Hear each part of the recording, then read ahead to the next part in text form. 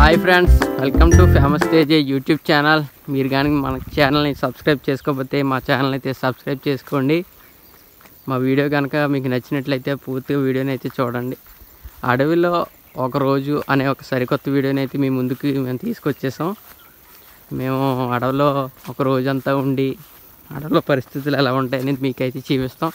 చూడండి, మేము ఎక్కుతాం. ఆ కొండ దగ్గరికి కనపడుతుంది, చూసారు కదా,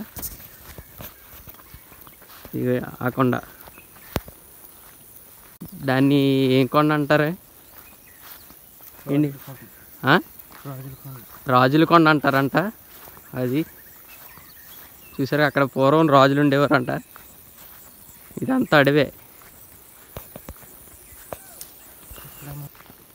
ఇప్పుడు అక్కడ ఉంది కదా కొండ, అక్కడ పూర్వం దేవతలు అమావాస్య పున్నం ఆ రోజుల్లో అక్కడి నుంచి స్నానం చేయడానికి అక్కడి నుంచి సుమారు ఒక 3 కిలోమీటర్ల దూరంలో ఉన్నటువంటి గోదావరి నదికి అయితే వెళ్ళేవారంట. ఇక్కడ ఇప్పుడు కూడా అమావాస్య పున్నానికి సాంబ్రాణి ఇలాంటి సువాసనలు అయితే వస్తాయంట, ఇక్కడ ఉన్న వాళ్ళు చెప్తున్నారు.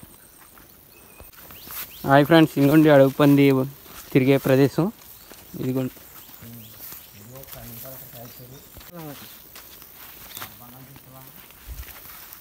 అడుగు పంది తిరిగిన ప్రదేశం అన్నమాట ఇది, చూసారు కదా.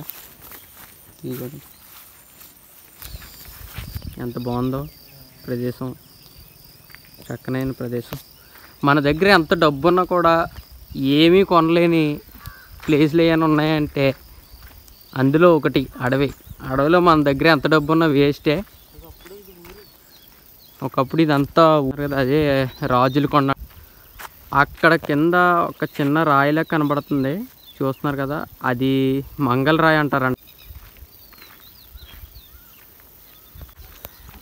ఆ మంగళ రాయి వెనకున్న కథ ఏంటంటే, ఒక మంగళతను రాజుకి గడ్డం గీయడానికి కటింగ్ చేయడానికి వెళ్ళి చేసిన తర్వాత వెళ్ళిపోమంటే వెనక్కి తిరిగి చూడకుండా వెళ్ళిపోమంటే వెనక్కి తిరిగి చూశాడంట. అప్పుడు రాయి అయిపోయాడంట. అది ఇక్కడ ఉన్న కథ, జరిగిందంట, అది రియల్గా కూడా అని నమ్ముతారు ఇక్కడ ఉన్న వాళ్ళు. ఇక్కడ దేవతలు ఉండేవారంట. చూసారు కదా ఎంత బాగుందో అసలు ప్లేసు, చుట్టూ అడవి, చాలా బాగుంది. ఒకప్పుడు ఇక్కడ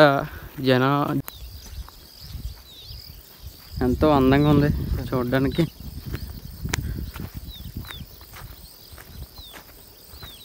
ఇగో లంక పుచ్చకాయలు అంటారు వీటిని.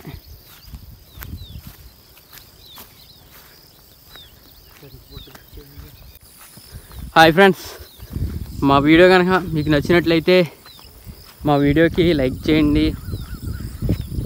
మీ అమూల్యమైనటువంటి అభిప్రాయాన్ని కామెంట్ రూపంలో మాకు తెలియచేయండి.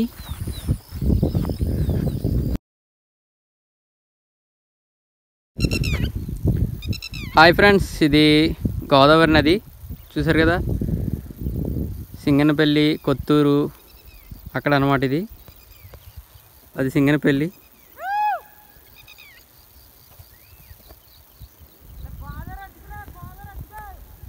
చూస్తున్నారు, ఇలా వెళ్ళిపోతే పాపికొండలు వస్తాయి. చాలా అద్భుతంగా ఉంది ఈ ప్రదేశం.